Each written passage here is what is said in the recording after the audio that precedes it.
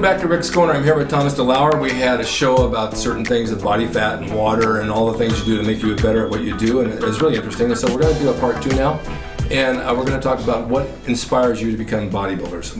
What drove you into becoming a bodybuilder? Was your ego? Was it your lack of being in shape? I mean, everybody has their own reason for doing this, and then things change as you go along. You find out through life that it's not exactly why you started, because it takes you to a different road in life, and this is why you do it now.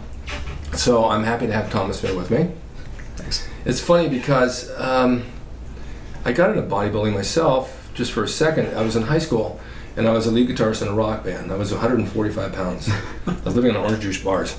And I liked them, they were good. And I had a girlfriend who was a year ahead of me. She was a cheerleader and she was in awesome shape, swim team, homecoming queen, everything. I got lucky. I've actually been lucky my whole life. So she said, I said, I want to start working out. She said, well, my cousins, she lived with the cousins, were football players in high school. And they worked out at home with a picnic table bench and a couple of barbells, which is all they had back then. Yeah. So I went over there and I started training with them just a little bit, trying this and reading magazines, Iron Man and all these magazines. And after a couple of months, I could start seeing development. And she looks at me, she says, you're getting kind of lumpy. This is a typical female, right? Well, isn't that what this is all about? I'm starting to develop muscle and starting to get, well, you don't want to get too big. I said, what is too big? Too big, there's never too big. It can't be too rich or too big. So I joined the YMCA and started training there on limited weights, and things started to pop, and the reason that I stayed in bodybuilding is because I liked the results I saw. Yeah. It's an investment in your body that you can carry everywhere. Yes. You can invest in your bank, but it stays in the bank, And so this is your bank, and you're showing your body. And who wouldn't know them? But like years later, it led me into pro wrestling for 40 years, and that was my motivation to train hard, to get in the ring and look good when I go out there, because you're selling flesh. Yes. And that's what people want to see. So your take on all this, and you had some ideas about why people do this. Let's hear it. Yeah, well, I started thinking about this heavily when I started realizing that almost all the bodybuilders that I encounter are such genuine, really intelligent, good people. And of course, there's the stigma throughout the mainstream that, of course, you're going to be dumb as a rock if you're a bodybuilder. So I started kind of looking into it and talking to more and discovering for myself that a lot of them got into it for, you could say insecurities in a lot of ways. A lot of times people got into bodybuilding because they wanted to compensate for something else that maybe they were lacking in their social life. Or I've even heard stories of, my mom never loved me kind of thing. And it's really interesting to see how people translate that into their body.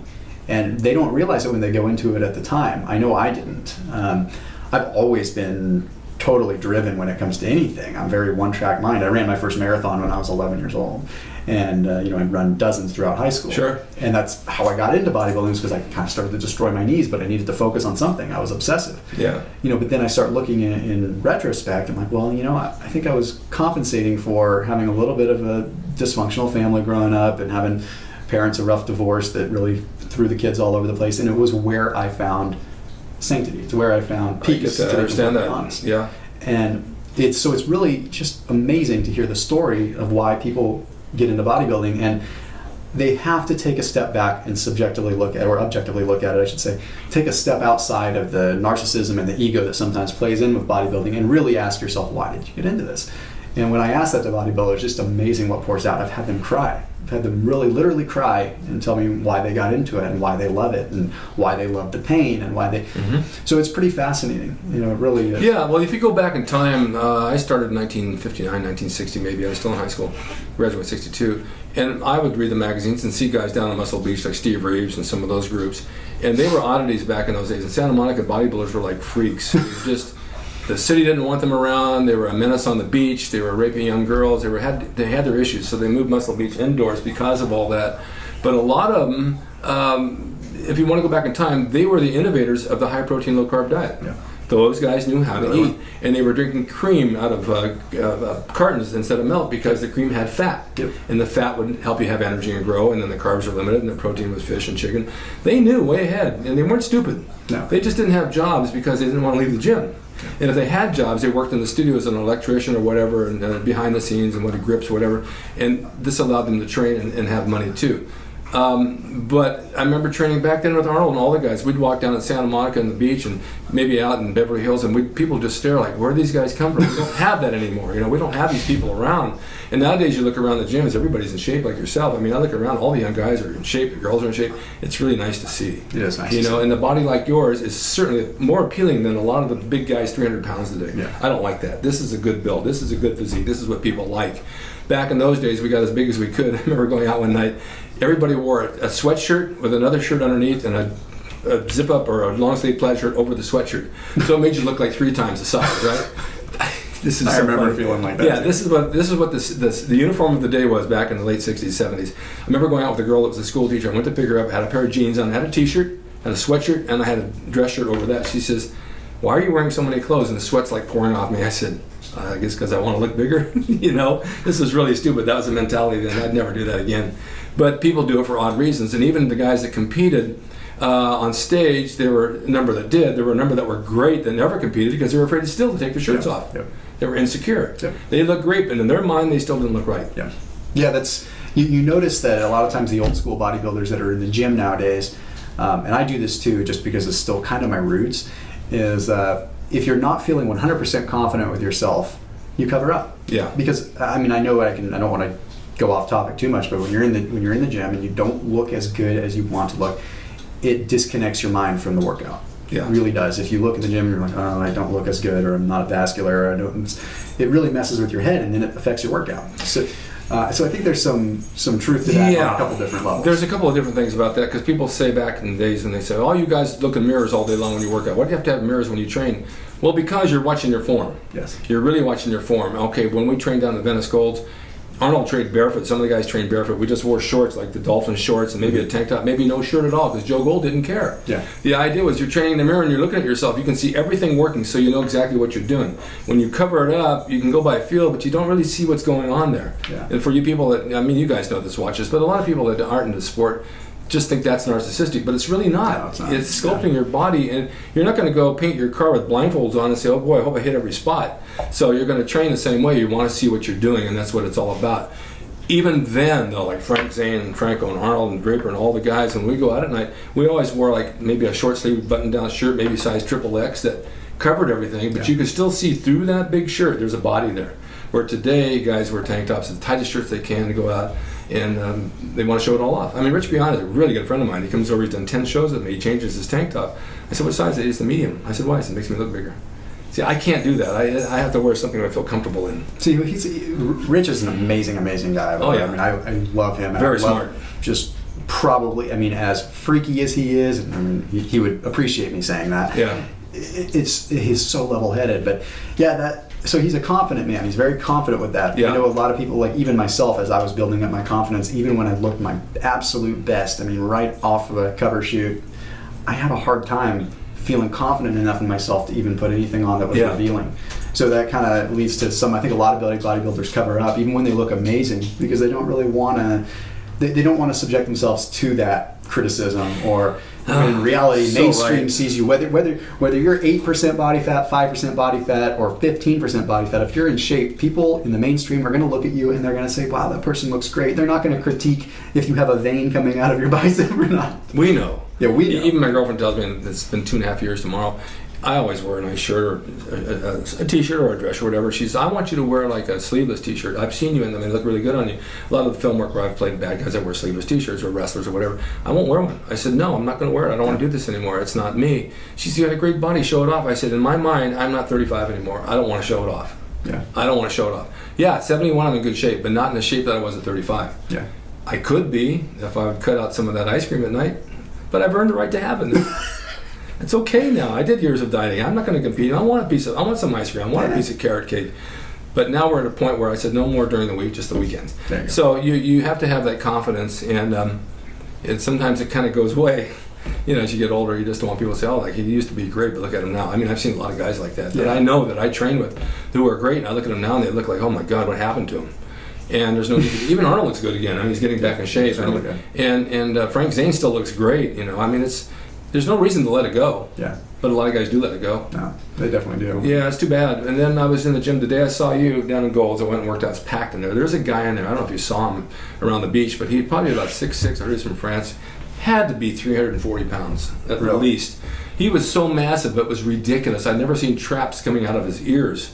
And his arms were just gigantic. His calves matched. He was just enormous. And someone said, yeah, he entered a show and he took like 9th because he was so big and unproportionate that it didn't work. Yeah. But he definitely was big. Wow. Probably the biggest I've ever seen. Take Rich and double him. Wow. And add about another foot of height. Another foot in height. That's how big this guy was. He's from France? I heard he was from France. Find out who he is. It's interesting. Yeah, I don't know. Some people knew him. I don't know who he was. Kind of all the new guys I don't really know anyway. But it's people do it for various reasons. I see guys in the gym training and they're fat and they want to get in shape, but they don't do anything right. I always kind of suggest, maybe doing this and watching your diet over here. It's not about how much you can lift. Yeah. I mean, I've seen people put like 4 big plates on the bar and do shrugs like this. So it's not doing anything. No. I'll put 1 plate and get them all the way up and down. It's sad to see that. And another thing, I train wrestlers out here in my ring on the weekends. I used to do it 3 times a week. And I have guys that want to go to WWE. And I have actually the guy that's Russian Mirov. He uses a different name. He's the Russian champion right now. He trained with me for 5 years. He's a big guy, bulky guy. He made it. These guys want to go into the ring and they want to be wrestlers. I said, you got to get to the gym. You need to work out. You come to my ring to train, you're fat, you're out of shape. They're wearing t-shirts and they're wearing shorts down to the knees. And when they take a bump and somebody hits them and they fall, the first thing they do is adjust their clothing. I said, if somebody hits you on the street and you fall down, are you going to adjust your clothing? Is this a fashion show? Or are you going to get up and fight and do something? I said, so dress with the right gear and wear a pair of tights and don't wear a shirt and wear boots and get in shape. The only reason they're doing this is because they're fat. Yeah. And they don't want to show it. It's an insecurity. I had a very humbling experience, and you probably don't know this about me because I haven't told you, but I was recruited by the WWE last year and got recruited out to Orlando, for a tryout. Yeah, sure. And that was a very humbling experience. I mean, it's not just, I don't want to go too far off topic into wrestling, but I mean, I have to say that was probably one of the most physically demanding things I've ever done. It's very hard. That was not strength. That was more so combination of strength and ridiculous amounts of endurance and stamina. I was blown away. I mean, I knew it was going to be hard going into it, so I purposely aerobically conditioned like crazy and ended up dropping about 25 pounds going into it, to the point where they told me, hey, you were probably the most conditioned guy here athletically, but you lost way too much size. We can't use you. You're too small now. Yeah, it happens. It's I started in 65. I trained at the Olympic Auditorium. I was living in Bakersfield, and I drove back and forth every day. 2 hours one way, 2 hours back, 3 hours in the ring, and I went to the gym. And I tried to keep my weight up and all that. And I got bounced around and beat up and broken nose and this and that. And I really paid my dues for 6, 7, 8 months, and then they finally booked me on Channel 5. Once I got on TV and started working TV in the circuit, then I got sent out to different places and started to build a name. But I was lucky because there wasn't a lot of bodybuilders back then, so it stood out. Rick Grayson, All-American boy, blonde hair, blue eyes, and it worked. It worked for me. Today it's very, very hard. Yeah. The training is brutal. Everything you have to do in the ring is aerobic, and it takes a lot of wind, and it takes a lot of. It's not so much strength as agility and be able to bounce back and grab stuff. And you work this loose, but still you got to sell it. Facial expressions, charisma, going from point A to point B in a match, and staying in character like with acting. Someone beats the hell out of you and you're going around the ring, you better sell it, do whatever you do to keep the storyline going. So you have to remember to do this, you have to remember to do that, you got to be in shape, don't lose your character, grab this hold, make sure it tells the story, know where you're going next. It's mind-boggling. Yeah. And a lot of people don't realize that they want to come train. No, it's they don't not have any idea. Easy. Steve Austin came over here, I had 2 interviews with him, I did 2 of his podcasts. He said, Rick, I've been off 14 years. If I had to go back and do a match, I would need to train with you out here for 5 months to even get in ring shape. I'd blow up in about 2 seconds. And he's right, you do. Yeah. You run that rope once, and you take a bump, you get up, and you don't realize how demanding it is. No, I just thought it was a perfect example of, here I am, hotshot young guy, thought I was everything. Yeah. And it wasn't even taking the hits. I mean, what beat me up the most was hitting the ropes wrong. I was hitting the ropes wrong, and I've got scar tissue still on my hip. Yes. And that's just from 3 days. I mean, I still have a lump of scar tissue that I have to get massaged out once a week to try to get out of it. The ropes are hard. Yeah, and they're not soft. And the mat's not soft. No. It has a little spring, but it's not soft. It's not a trampoline, and people don't realize that. But they are selling bodies, and the guys in the ring that are working have good bodies, and people want to see that. Yeah. I mean, Hulk Hogan never did more than 3 holds. Yeah. That's all he did. I mean, he knew more, but he only did 3 because his main thing was his charisma, walking in and out of the ring, and he was in shape for it. I mean, he knew how to handle the ring work, and the ring work takes being in shape, your timing, knowing when to breathe, when not to breathe, and it's and you got to hit the weights. You got to hit out. You got to sell that flesh. Definitely do. So, I mean, if you're insecure in bodybuilding, you get in wrestling, it's all going to come unglued because you can't be insecure in the ring. You've got to learn how to come out. And the thing is that I train little kids out here, 12, 13, 14 years old, and they come real shy. And then once they do it, maybe 15, 20 minutes in the ring, and come week after week after week, I can see their personality just changing. All of a sudden, their grades are going up. The parents say, God, they get so much respect at home, and they're acting so good, and their public speaking at school is getting better, and they're mixing with people better because they're getting their self-esteem's coming up. Yeah. And I think it's a good thing for young kids to do something like that. It The is. training, the diet, and the wrestling together, it's perfect. Yeah, well, and I know we probably got to wrap this up soon so we don't go too long-winded, but I think it's important to bring up because you mentioned that. What I always... This is Thomas's show now. He's going to wrap it up. Yeah, I'm going to wrap it up. This is great. So, Rick, it's been great having you as my guest. Well, you get carried away. And these topics, yes, you can go like water and find a new path, like Bruce Lee says, because conversations stay in one spot, they can get stale. Yeah. And I've told people that. You take wherever the path leads you. You always come back to square one. But Exactly. these things and experiences in life that I've had and you've had, and I've had many, many years of it, you share with the public because they haven't had them. No, exactly. And they want to know. They can learn from. I learn every day from somebody. And my girlfriend told me, she says, it is a smart person, there's a wise person. A wise person learns from other people's mistakes, and they don't make them. A smart person learns from their own. But it's better to be wise and learn from somebody else's mistakes than your own. So when we share what we know with our mistakes, you guys benefit. Yeah. For free.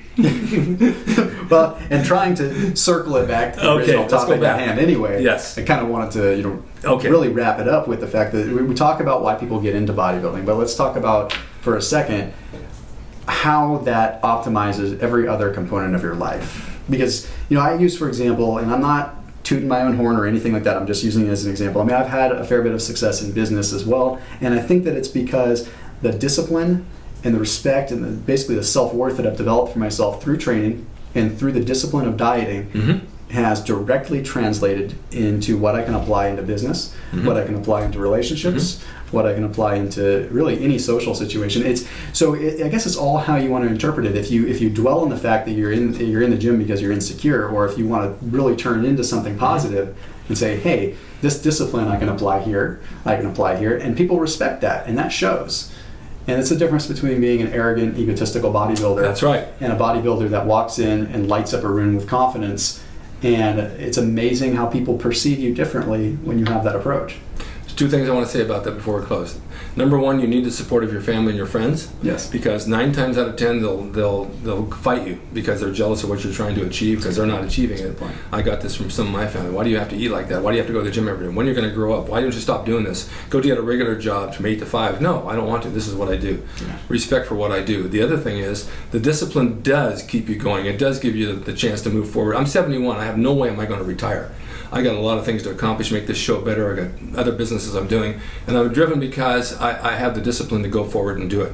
The other thing I want to say is Arnold Schwarzenegger, good friend, trained with him for years, came over to this country with nothing, absolutely nothing, and went to work with Joe Weider on his magazines and got $1,000 a month to do the photo shoots. Took it and ran with it. He became a celebrity. He became one of the best bodybuilders in the world from discipline. From discipline, he became not one of the best actors in the world, but certainly the biggest box office from his movies. Yeah. And then he became a governor. I mean, come on, That takes discipline. It's a perfect example of what it takes discipline. One man did 3 major things with his life, and some people can't even do one thing. It gives me chills to think about it because that's an accomplishment, man. That's an accomplishment, and you have to respect it. And it's all done out of discipline, and beginning with the gym. Exactly. Discipline in the refrigerator. Discipline. Yep. Yeah. And self-respect. Yep.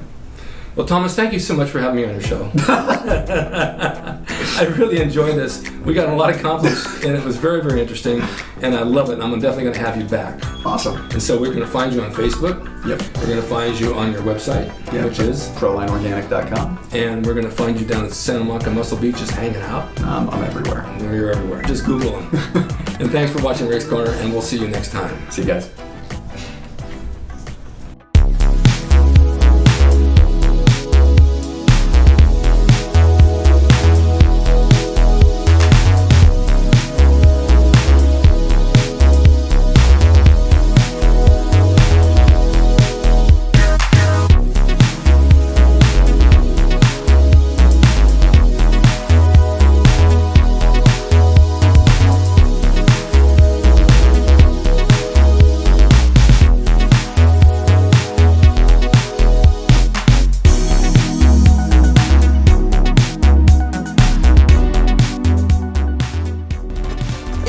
drasin.com. He is the equalizer, baby. See you next time.